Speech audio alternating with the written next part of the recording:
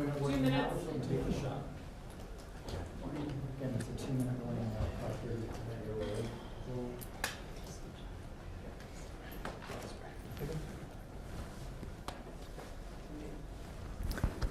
Can you hear my audio, by the way?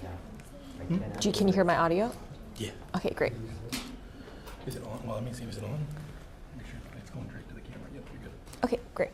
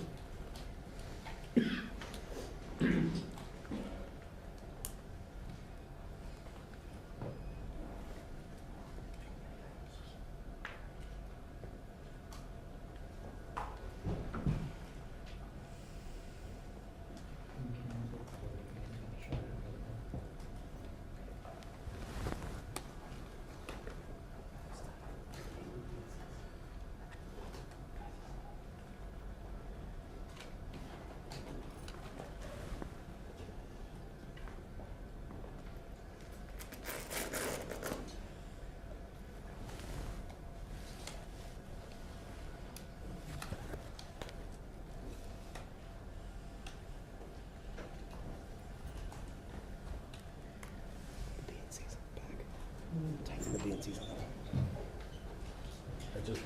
I just did for you.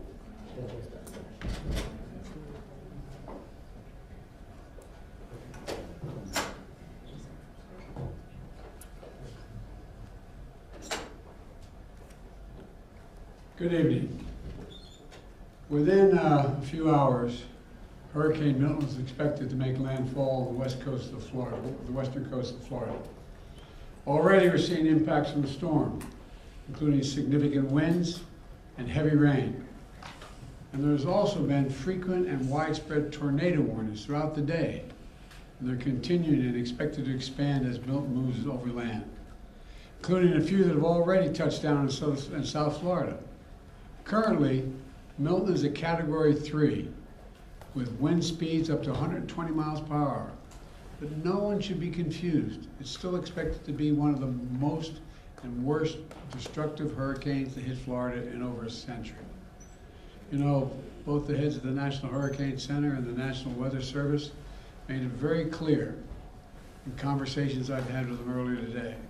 Milton still carries incredible destructiveness, can wipe out communities, can cause loss of life. Storm surge is still expected to be up to 13 feet. So I urge everyone in Hurricane Milton's path to listen to local officials and follow all the safety instructions they give. At this point, evacuation is probably difficult. So I encourage people to look for safer shelter. Sometimes moving just a few miles can mean the difference between life and death. We've already approved emergency declarations for Florida. We have thousands of federal personnel on the ground. And we've staged and are ready to go. We have 20 million meals, 40 million liters of water. At my direction, the Secretary of Defense, Austin, has pre-positioned search and rescue teams, helicopters, and high water speed vehicles as close to the storm as possible, so they're ready to conduct life-saving missions. And the administrator of FEMA will be on site tonight in Florida, and the state's emergency operations center. Both Administrator Criswell and I will be in constant contact with state and local officials in the hours ahead. Once the storm hits, we're going to work with state officials to clear debris, restore power, and do it as fast as possible. The Army Corps of Engineers will pump out water and decrease flooding. We've already directed the Department of Defense to be ready to provide active duty service members to support Florida after the storm surge, if Governor DeSantis requests the help, which I expect he might. Just like we did in North Carolina. I have surged over 1,000 U.S. Coast Guard personnel to perform search and rescue missions and reopen the Port of Tampa as soon as possible. Now, I want to reiterate a point I made clear earlier today to the folks who have been impacted by Helene. this impact, and will be now impacted by Milton. Over the last few weeks, there's been a reckless and irresponsible and relentless promotion of disinformation and outright lies about what's going on. It's undermining confidence in the people in Florida, and incredible rescue and recovery work that has been undertaken. Literally, there are thousands of fellow Americans who are putting their lives at stake and putting on the line to do the dangerous work that needs to be done now. And it's harmful to those who most need the help.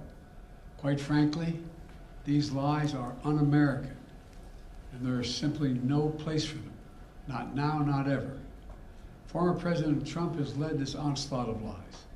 Assertions have been made that property is being confiscated. It's simply not true. They're saying people impacted by these storms will receive $750 in cash and no more. That is simply not true either. They're saying that money needed for these crises are being diverted to migrants. What the heck are they talking about? Stop it. It's outrageous. It's just not true. Now the claims are getting even more bizarre.